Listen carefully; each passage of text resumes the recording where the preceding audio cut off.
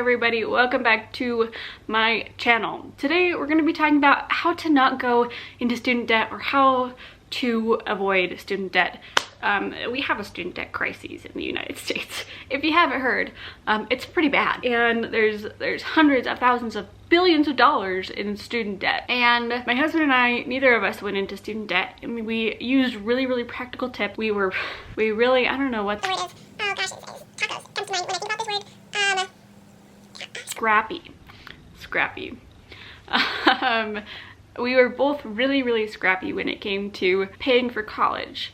And not all of these tips are going to work for everybody, but I hope that you can find some enjoyment in learning about how not to go into student debt, or you can find some helpful tips if you are in school.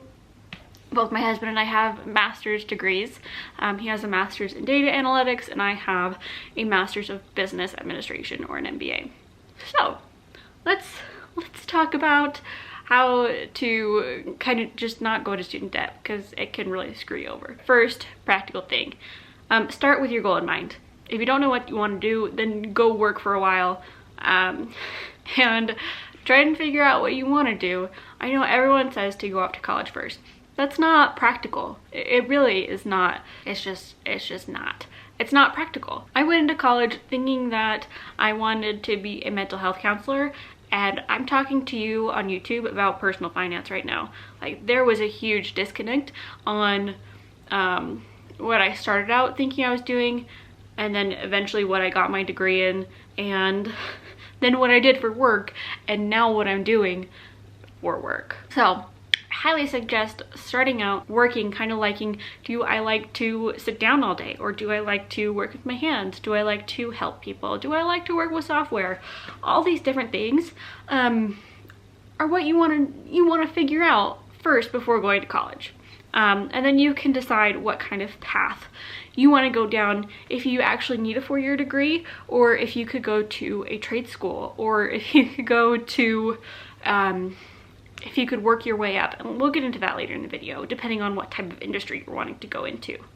But that's the first thing. Figure out what you actually want to do with your life. And let that kind of dictate where you want to go. And of course you can change your mind later, but at least starting out with knowing what you want to do will help you figure it out. Also, working can help you save money for college, and that was how I paid partially for my college, was by working as a lifeguard and as a rescue swimmer in college. First practical tip, start at a community college. I started at a community college. My husband started at a community college. Oftentimes, actually, in high school, you can get college credit by doing a concurrent enrollment. They called it Running Start where I lived, where you can take college credit part-time, full-time. You could get your associate's degree in high school, or you could not. You could just get some credits, and they'll pay for it. So that's the first thing. Start at a community college. Maybe start in high school if you don't like going to high school classes, and maybe you're a little bit older and you're past the high school age. Practical tip for you there. And if you're not, then going to a community college at first is still great. They have daytime classes. They also have nighttime classes, not to mention it's a lot cheaper. You can work, you can go part-time, you can go full-time. You can do a lot of different things there. You can figure out, okay, I really like the social sciences, or I like the hard sciences, and that's not what's going to be on your 4-year degree at all. So if you're worried about prestige in getting to a master's program later on, it's not going to hinder you there. The next part I want to talk about are subsidies. There are a lot of different subsidies out there.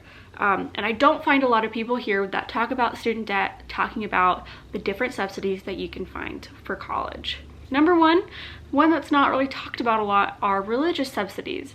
There are a lot of colleges and universities that are affiliated with specific religions, and sometimes, not all the time, they will offer subsidies if you are a member of their church to go to college there. Specifically, BYU and BYU Idaho, as well as BYU Hawaii. All of these colleges offer subsidies to their students who are members of their church.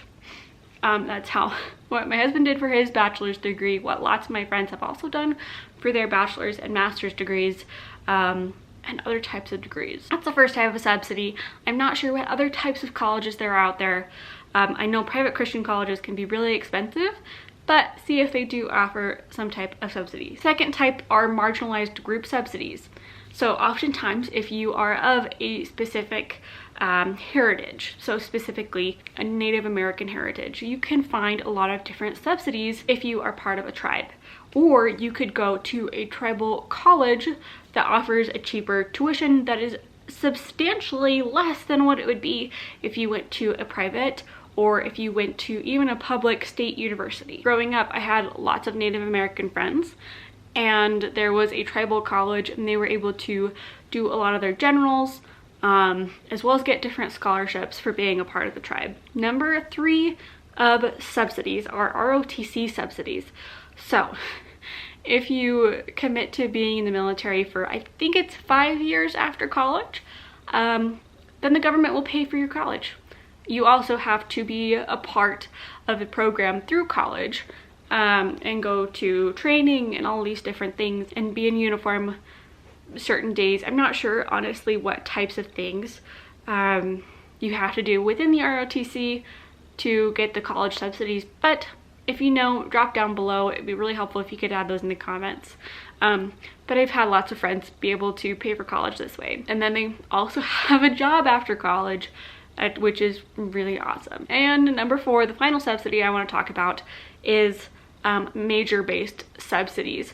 So oftentimes if you are going into a STEM field, or if you are going into a field that has a low workforce or high turnover workforce, you can get a subsidy for majoring in that, specifically nursing and education, as well as other STEM fields.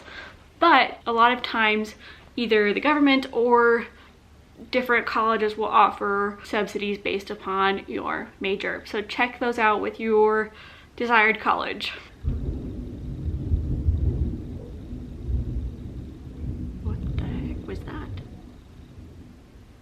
The next part, we're getting out of subsidies, and I want to talk about scholarships. Everyone says apply for scholarships. Honestly, apply for scholarships like it's your part and full-time job. There are so many different scholarships for different things. You could get a scholarship for being a descendant of a declaration signer. Yes, that is true. I applied for that scholarship. It does involve a little bit of work. It does involve, could be a lot of work. And scholarships will not pay, individually will not pay for all of your college, but every little bit helps. Every dollar that you get in a scholarship is $1 less, and often like $10,000 less than what you're gonna have to pay in student debt later on. So it really helps. Do it even if you have a part or full-time job. Make this your part and full-time job in addition to your other part and full-time job.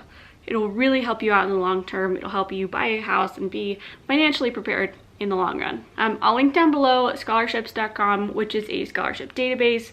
There are loads of other ones. I'm sure College Board has one as well. Honestly, just try and apply to like hundreds of scholarships over a series of time. It's really gonna help you out. All right, another practical tip, go to a cheaper school. If you're thinking about going to a Harvard or Yale that costs $60,000 a year, think about, you know, going to a weird college.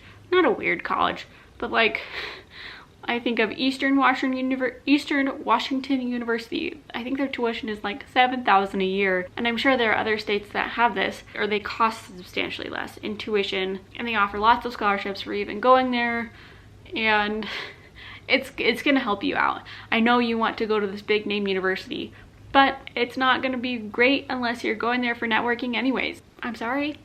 Yeah. One thing I will note is also look at going out of state. Sometimes out of state colleges can be cheaper. My current state that I live in, Utah, is one of the cheapest states to go to school in.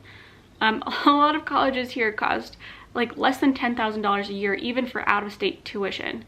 There's things like Southern Utah University, or what was the other one? It was like Utah State Eastern University, or there's like Snow College, and those are all really, really cheap. They're a lot cheaper than going to maybe NYU if you're in a bigger state, or one of the California universities. It might not be where you initially want to go to school, but it'll be a lot cheaper, and it'll save you on going into student debt and taking out student loans. And another practical tip here is to consider going to an online school. I did online for my bachelor's and my master's, and that's personally how I did not go into student debt. It was a competency-based system, so you pay for 6 months, as many classes as you can finish in that 6 months. You don't have to pay for it. You don't have to pay for each individual credit, you just pay for that 6 months. That's how my husband did his master's degree. I was able to finish out half of my bachelor's in 6 months, and then my master's also in 6 months. It was really tough, I'm not gonna lie, but it saved us on student debt. And when we were doing school, that was what we did full time. That's another way to not go into student debt. Another one are work programs. Oftentimes, especially in the tech industry, you'll find jobs offer education benefits, and they'll pay part or all of your tuition for school. And so what this really means is, let's say you're working for such and such startup, maybe like Adobe, or I can't remember another one, but oftentimes these companies, they'll pay for part of your tuition, and this can really help you. Oftentimes the education benefit is like $5,000-ish a year. It's not going to cover everything, you have to work while you're doing it, but every little bit helps. And all these different things, maybe you'll get $500 here, or a couple $1,000s here. All these different things are going to help you not take on student loan debt. Also, specifically if you want to become a teacher, you could become a para-educator, and the districts will pay for you to go to school. So what a para-educator is essentially a teacher's aide. You work with students in addition to the teacher, oftentimes in special education classrooms or in larger classrooms, and these districts will pay a part of your tuition. Especially if you commit to work with them later on, it might be worth it if that's the kind of industry you're going into. All right, and the final practical tip I have for you is work your way up in an industry. This works very, very well in the nursing industry. You could start off as a CNA and then work your way up to an LPN and then an RN, and if you want to do a master's program, you could become a nurse practitioner. All of these things, so I think to become a CNA, correct me if I'm wrong, it takes about a month of classroom learning. You take a certification test, and then you can go work. And then for an LPN, it's about a year, and then for an RN, it's an additional 2 years. And then an additional 2 years for a nurse practitioner. But each of these things, you can work your way up. You can take those possibly education benefits if the hospital or the group that you're working for allows for it, and you can really work your way up to becoming an RN or a nurse practitioner. Maybe you want to stay as a LPN or an LPN, correct me down below. So yeah, those are my practical tips on how to not go into student debt. I really hope that you found this helpful. It's one of those things that not a lot of people talk about. There's a lot of animosity around student loans and around student debt. So if you like this video, be sure to hit the like button and the subscribe button, and stick around for more if you like videos like this. I'm sorry the lighting was weird. It's been a weird lighting day. I'll just leave it at that. So I'll catch you guys in the next one. Bye.